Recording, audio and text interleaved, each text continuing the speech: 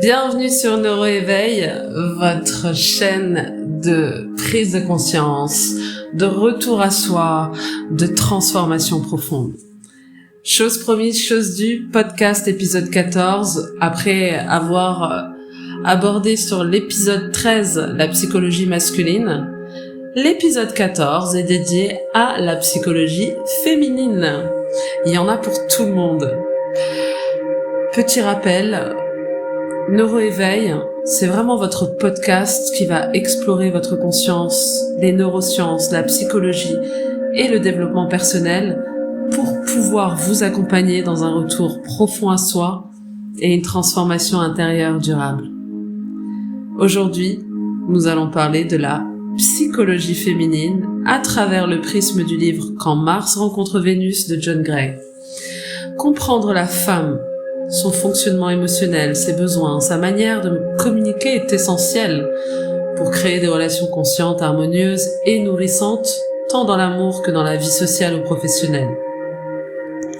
John Gray explique que les femmes et les hommes traitent souvent les émotions différemment. La femme exprime ses émotions pour se sentir comprise et connectée, et l'homme tend à se concentrer sur la résolution du problème avant de verbaliser ses sentiments. Ces différences sont naturelles et complémentaires, mais peuvent créer des malentendus si elles ne sont pas comprises. Selon le livre, les besoins fondamentaux des femmes dans une relation sont 1. L'amour et l'affection, se sentir aimé, reconnu, valorisé. 2. La communication et le partage, pouvoir exprimer librement ses émotions et être écouté. 3. La sécurité émotionnelle, savoir que son partenaire est présent et disponible émotionnellement.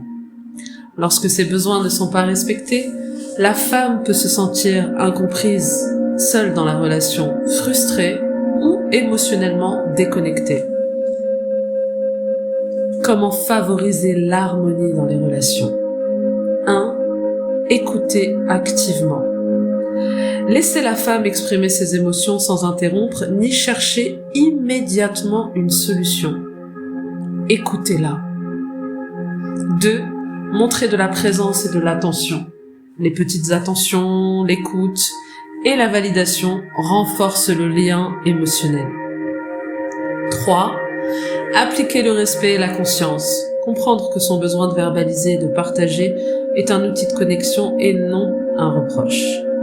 4. Encourager le retour à soi pour chacun. Les deux partenaires peuvent utiliser la pleine conscience pour mieux gérer leurs émotions et comprendre leurs réactions mutuelles. En résumé, comprendre la psychologie féminine, ce n'est pas créer des règles strictes, mais observer, respecter et valoriser les besoins émotionnels pour créer des relations conscientes, épanouissantes, nourrissantes. Lorsque les hommes et les femmes s'engagent dans la compréhension mutuelle, la communication et l'amour deviennent des forces de croissance et de transformation intérieure.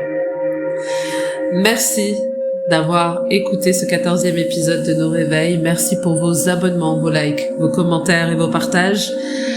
Pour continuer ce voyage de conscience et de transformation personnelle, pense à t'abonner.